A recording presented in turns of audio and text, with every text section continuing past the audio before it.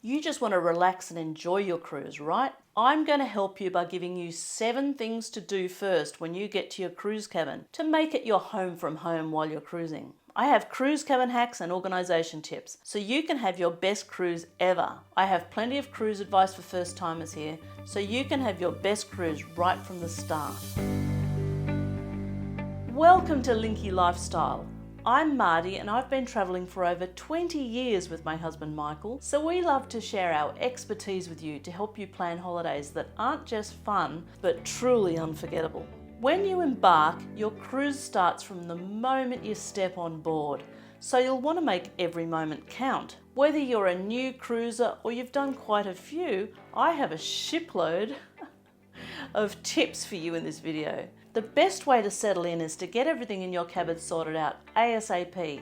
And I have a couple of bonus general cruising tips at the end, so stick around for those. When you first get to your cabin, it will look beautifully clean and presented. Hopefully. Well, it always has for us. Before you drag your bags in and start putting your belongings everywhere, take some photos or videos. You might think I say this because I do cabin reviews on YouTube, but we always used to do it, just to remember what our temporary home looked like. I love looking back at the photos of cabins and hotel rooms we've had over the years. Your cabin won't look as good as it does when you first enter it for the rest of your cruise, so get it done now. Okay, so your cabin is looking great, but is everything working or set up the way you want it? It's best to check that everything's in working order before you start unpacking, and definitely before you find out something isn't great in the middle of the night. Here are my suggestions. Is the bed set up in your preferred configuration? If you're new to cruising, you may not realise that you can have the bed set up as 2 single beds or 1 queen. If not, no worries. Just let your room steward know. Now lie on the bed. Is it too hard or soft? Are the pillows okay? The room steward can often help with any of these problems, and it's best to ask straight away rather than realising at midnight that your back is starting to hurt. Check the air conditioning is working and isn't too noisy. The best way to do this is to dial it right down and make sure you can feel cool air coming in. If it isn't working, check that your balcony door is closed and locked. Most ships deactivate the cabin air conditioning if the balcony door is open or even unlocked. Check the bathroom for sewage smells. Sometimes these are due to stale water being trapped in the drains. So if there's a smell, tip a couple of glasses of water slowly into the floor drains. That often sorts it out. Make sure the safe isn't locked and that it works. Inspect everything to make sure it's in good working order. Turn on taps, flush the toilet, open cupboards and drawers. If you find any problems that you can't fix yourself, make a list for the room steward. Check the minibar. Is there anything there that isn't included in your package? Drinks in the fridge aren't usually included, even if you have a drinks package. To avoid temptation, remove them and store them somewhere else, which has the benefit also of freeing up space for anything you want to put in there. Or add it to your list to ask the room steward to move them. While you're in your cabin, your room steward should come by and introduce themselves. Make sure you remember their names so you can greet them when you see them in the corridor. It's much more friendly that way. Now is the time to give them your list of things you need fixed from the previous section. As well, you can ask them to provide a kettle if there isn't one there, if you want one of course, but I love my tea. You can also ask them for more towels if you haven't got enough, and they can even remove small items of furniture, such as coffee tables, if you'd prefer more space. You may also like to ask your steward if certain other things in your room are complimentary, such as tote bags, bottled water sitting on the desk, and so on. I've heard that Virgin Voyages used to provide kits for adult activities that didn't specify a cost, but when people used them, they were surprised to find a charge on their account. I'm a huge advocate of unpacking fully and finding a home for everything. How can you feel at home living out of a suitcase? Also, seeing the suitcase every day will remind you that it won't be long until you have to pack up and disembark. Who needs that in their face when they're trying to enjoy a lovely, relaxing cruise? Look around the room for hidden storage. There are often drawers under couches or beds, cupboards in corners or above the bed, and drawers or cupboards in the bathroom. And there can be storage in ottomans too. When you finish unpacking, stash your cases under the bed. Most cruise ship beds are designed to allow this, but you might find that there's a lower frame around the edge that stops them sliding in. Just lift the bed and push them past this. Or if you have a big clamshell style suitcase, you might need to open it so it's half its height and store it that way. Set up a code on the safe and put your valuables straight in it. They'll be safer, and the bonus is that you'll always know where they are. Hang up your clothes. If there aren't enough hangers, you can ask your steward for more. But if there are more hangers than you need, remove them and put them under the bed or on the floor of the wardrobe so they don't rattle with the ship's movements. Or some people leave them hanging and put a towel through them all, which stops them rattling too. Does this make you count the days until your next cruise? I know I always am. Please comment with when your next cruise is. I'd really appreciate it if you'd subscribe. Our goal is to get to 1,000 subscribers by the end of April.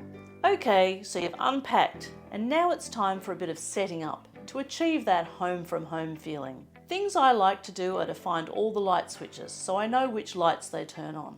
Look for all the power outlets. These will definitely be on the desk or vanity, but you may also find them next to the bed and in the bathroom. There may also be USB outlets in these places, and look for ones that are hidden. Bed lamps, telephones, and the TV may all have them.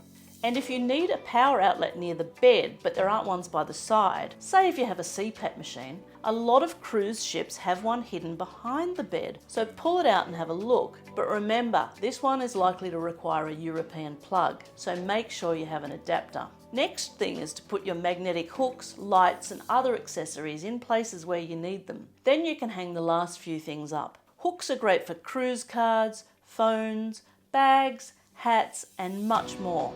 I even hang my pajamas on them to keep them out of the way during the day. And my secret tip, many YouTubers tell you to bring a collapsible laundry hamper on board. I don't do this. Our away suitcases have a laundry bag tucked in a pocket, so we always use this for our dirty clothes. I hang it in the cupboard or on the wall using magnetic hooks. One last thing, if you're in an inside cabin, you can now turn on your window. What? Yes, that's right.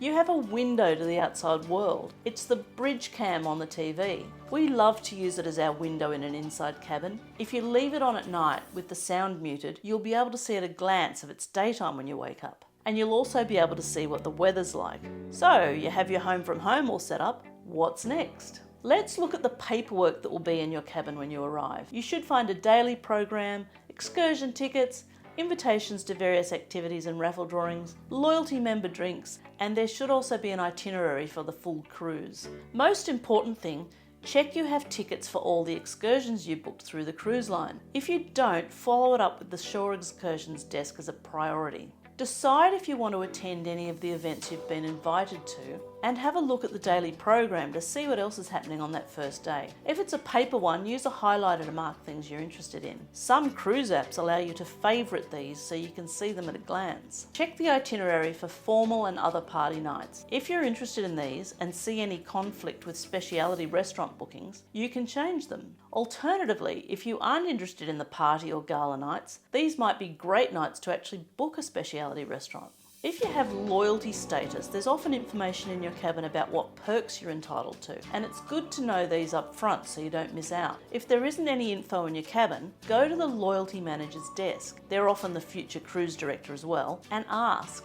And speaking of loyalty perks and the like, if you were expecting something, such as a bottle of wine in your cabin, due to your status or from your travel agent, and it isn't there, you'll need to follow that up too. That wraps up everything to do in your cabin, but if you have any other ideas, please comment below. My final tips aren't to do with the cabin, but will help you get your cruise off to a fantastic start. Get your muster activities over and done with. You can often watch the safety video online before you even get on the cruise, so get that out of the way. Then as soon as you can, visit your muster station and get checked in. We always do this as soon as we arrive on board. Next, put your phone in aeroplane mode to avoid high charges when you're out at sea from the maritime network. And then, don't forget to sit down, relax, and have a drink with your travel group to get the voyage started. Whether it's a cocktail, mocktail, champagne or coffee, get your favourite drink and say cheers. You've learned how to get your cruise off to a great start. So, to learn cruise cabin etiquette, click here. And to find out more about cruise ship drink packages, click here. Bye for now.